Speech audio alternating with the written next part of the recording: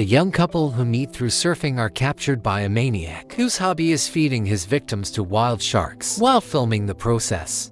Film opens on a small pier somewhere on the coast of Australia, where two tourists arrive.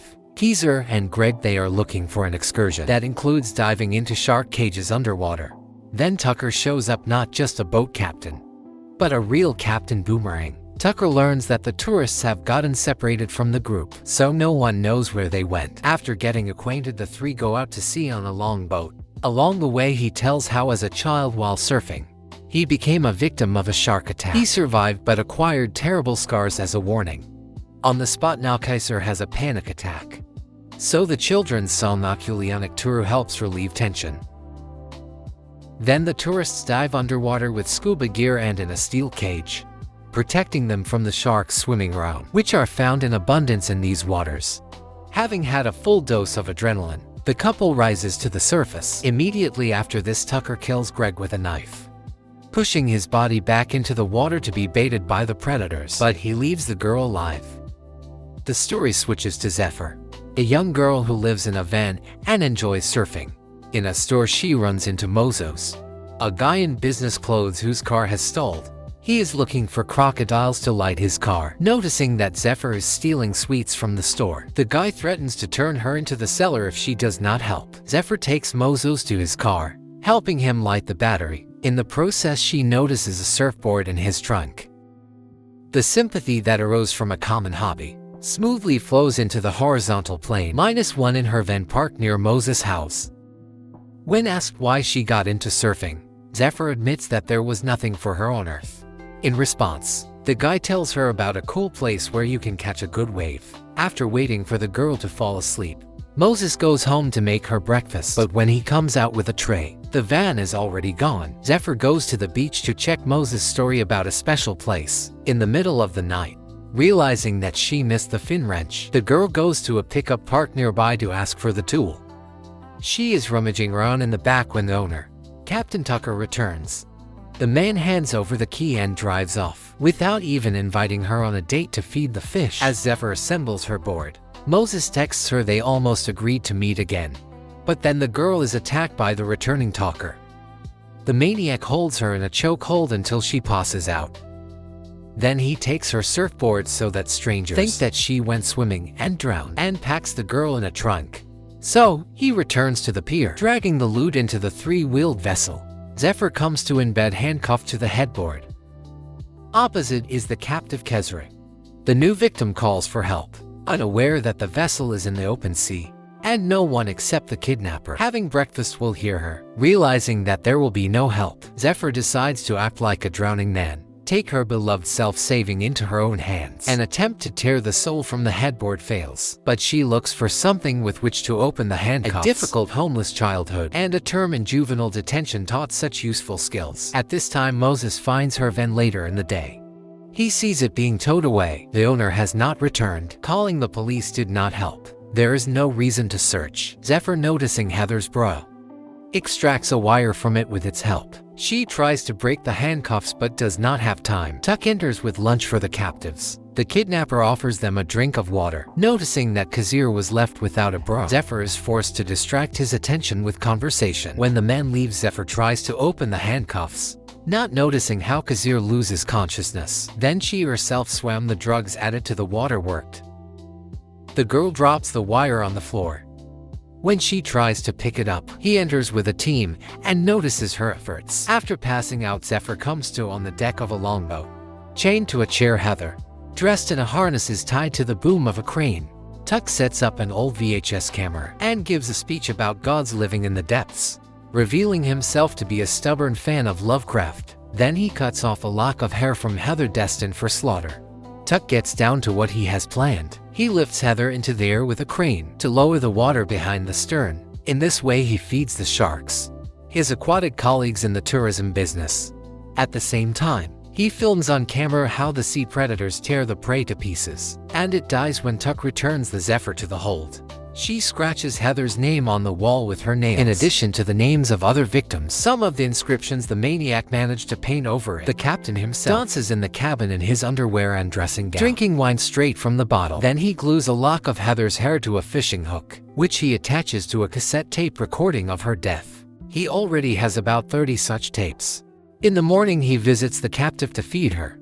She insults him, trying to get him mad. So, he simply leaves, advising him to pour out his verbal diarrhea into a special plastic bucket. Sharks do not like to eat dozing tourists. At this moment, the girl hatches a plan. She takes the handle off the bucket and breaks it, making a semblance of a plastic sharpener. In the evening, Tucker, having made a sleeping mixture for a syringe, goes down for the marshmallow. She, pretending to be asleep, definitely attacks him with the handle of a garbage can. The man hits his head on the bunk and loses consciousness. Taking advantage of the moment, the captive takes the keys out of her pocket and removes the handcuffs. Then she wants to get the keys to the ship, but the captain comes to the girl, runs away, but does not have time to close the door. The maniac pursues, sticking a syringe with a sleeping pill.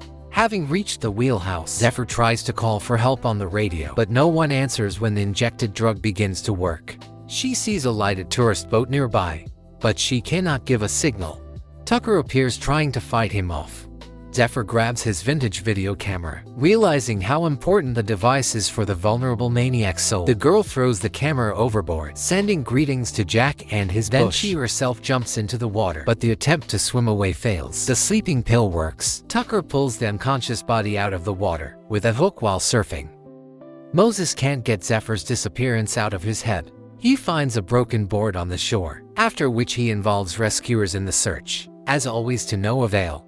Looking through the recordings from outdoor surveillance cameras on the beach, the guy notices that after his girlfriend arrived, a pickup truck of a certain guy, an organizer of occult excursions, left there. He calls him, but the phone is on answering machine. The owner is on vacation, having handcuffed the Greyhound victim with 2 handcuffs. Tucker returns to his native harbor to go to the store. He needs a new camera, having found a suitable device at a flea market. The fish breadwinner goes back to the ship. Moses also arrived there, trying to find the captain. He climbs onto the yacht, where he hears suspicious noises from the hold. The captive Zephyr, with a taped mouth, knocks like a champion snitch. Realizing that the matter is serious, Moses breaks the wheelhouse window. Having gone down into the hold, he finds the captive girl. Together they show uncharacteristic prudence. Instead of trying to free her, the guy runs upstairs, calling the police. Along the way in the cabin, he is attacked by the returning Tuck.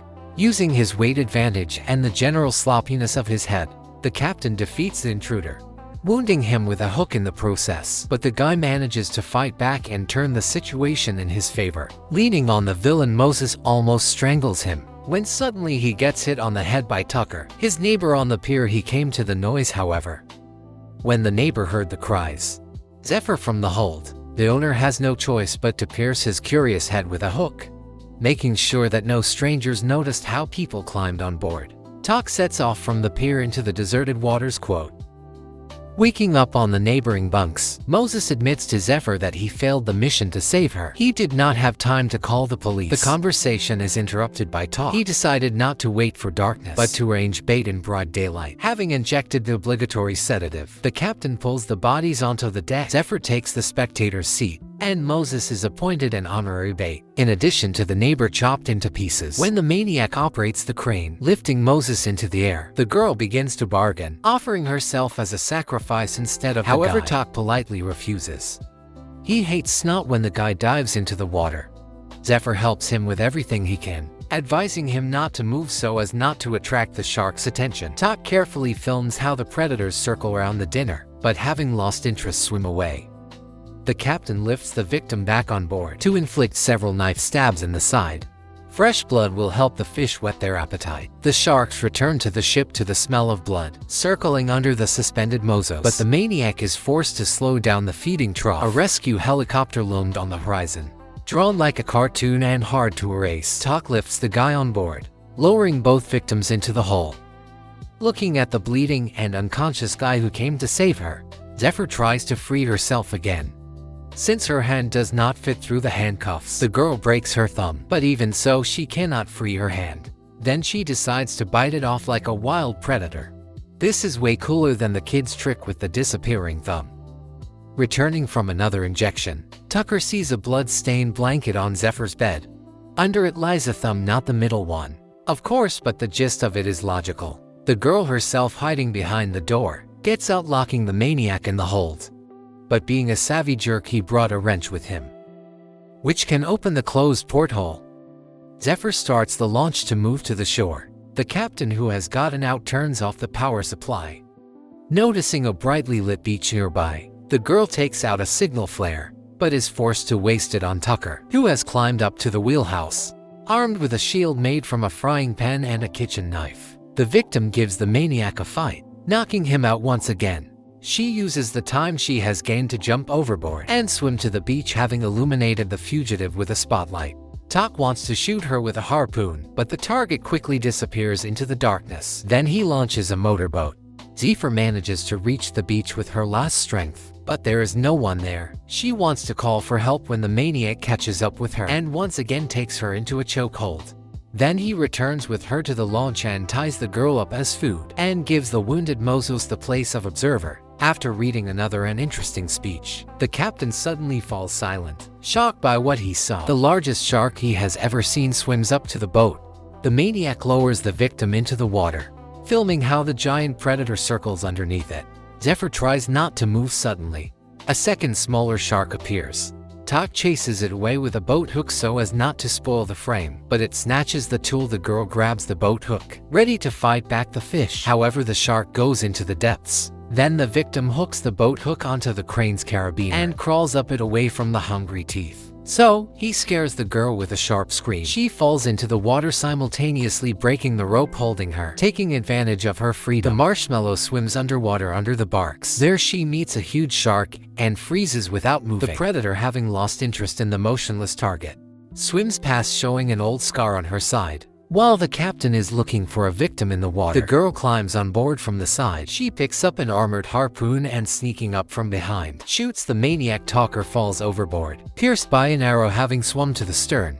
He wants to climb onto the boat, but a few moments later, the huge shark grabs him with its predatory mouth, along with the protruding harpoon. The new camera ironically captured the last moments of his life.